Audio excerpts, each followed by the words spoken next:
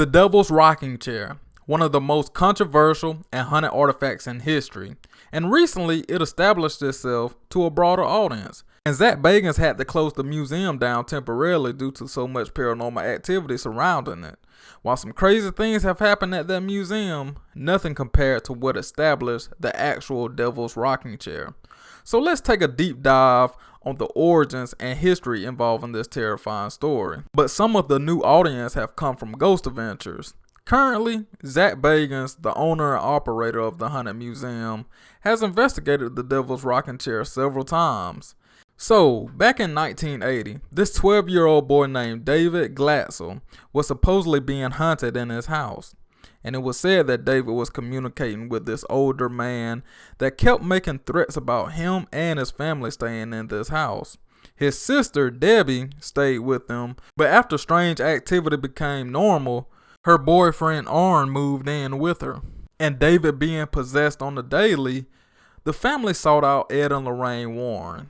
And Ed and Lorraine Warren claimed that David was possessed by this beast, and this beast was actually seen by Lorraine and David sitting in this rocking chair. David went through 3 exorcisms that almost cost him his life. During these exorcisms, David was seen levitating along with the chair. His body was being tossed across the room. He was being choked out. Marks and bruises was all over his body. Just imagine the visual of all that going on. If that's not weird enough, David actually named 43 demons. Yes, 43 demons that was possessing him. Plus, he was talking in different languages and quoting extremely intellectual novels.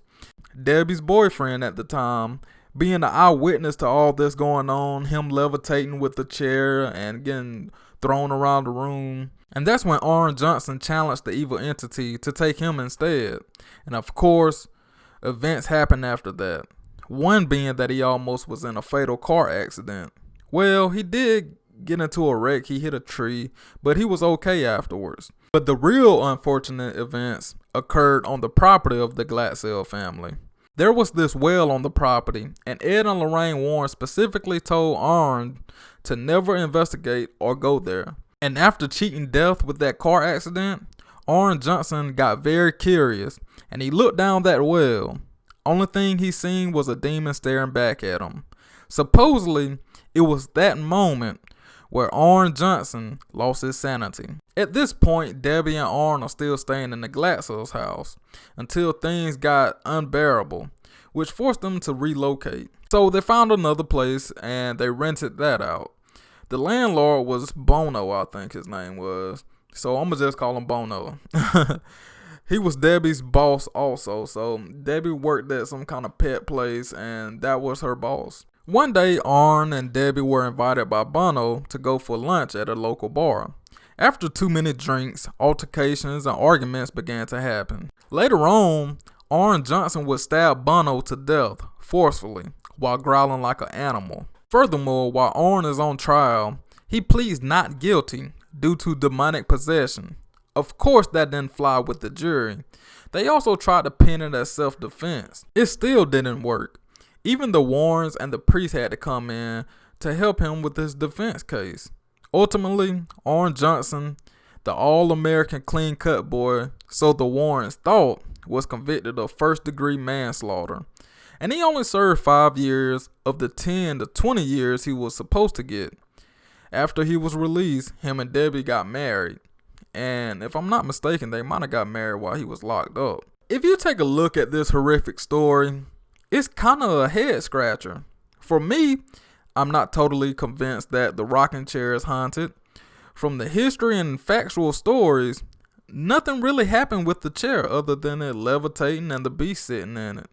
I know a lot of people have complained about severe back pain when sitting in the seat. Even paranormal investigator Zach Bagans claimed that he suffered back pain from sitting in this chair, but I'm still a skeptic.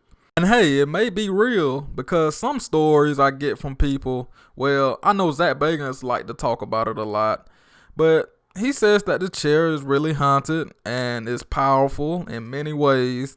And years later, in today's time, the chair has a home in Zach Bagans' Haunted Museum. It was definitely a hefty investment, being sold for $67,000. And the chair is still causing chaos, supposedly. And when people visit Zach Bagans' Haunted Museum and they go into the Devil's Rocking Chair Museum and visual, they seem to be crying uncontrollably, passing out, and having severe chest pain. So I don't know, it might be a correlation, it might not. But hey, I will never know because I'll never visit that museum. But as far as the Devil Made Me Do It situation, I'm very skeptical about that also. I feel like the Warrens were defending this guy that they barely knew. I mean, I think Arn was like 18 years old, and they said he was the perfect guy. How would they know? Especially from temporary appearances at the house. Point blank, nobody knew Arn Johnson's motive. You have to factor in that he was intoxicated, and with arguments brewing, that's a call for violence. Just think about all the people that died during bar fights. So that's my point exactly. Don't judge a book by its cover. And another situation I want to discuss and talk about are the Warrens exploring the 12-year-old David's condition. Because it said that David had a learning disability from what the family members were saying, and the Warrens had said that. But in 2006, David's brother suggested that the Warrens took advantage of David's mental illness. So he could have had a mental illness. And also during that time, David was on medication. So medication could have played a big factor in the way he was acting and being possessed, supposedly. Because if you've been around somebody that's mentally ill, you can't really tell the difference between possession and mental illness. But as far as the Warrens exploiting David's condition, I think it's very possible that they did this because they actually wrote a whole book. Yes, they wrote a whole book the same year this situation happened. And supposedly the prophet was going to Arn to, get his bail money and everything like that. But I'm like, come on, man. Let the family have time to rest and, just try to think things over. Don't write a book and try to sell it. So regardless, I just feel like it was distasteful. And there's no way that you can prove that David or Arn was possessed by these demons. And the fact that the Warrens pointed out that David was only possessed at night, that alarmed me. Because if you're possessed, you're going to be possessed the whole day. I mean, all day, 24/7, not just at night. I mean, if demons want to hurt you, don't you think they'll just want to hurt you throughout the whole entire day, not just at night? I don't know. But I'm very skeptical, like I said earlier, not only with this case, but the Devil's Rocking Chair. And I want to mention that I watched a video about the Devil Made Me Do It case, and Lorraine Warren was talking. And she was talking, and it sounded like she was an audio book.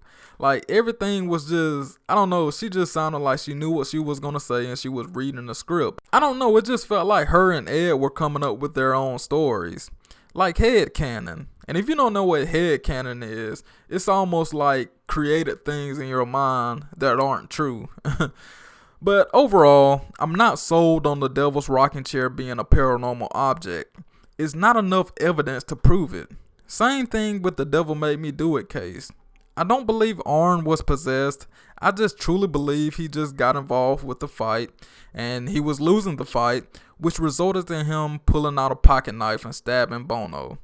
And of course, everything is just my opinion. I mean, no disrespect to the Warrens or anyone involved.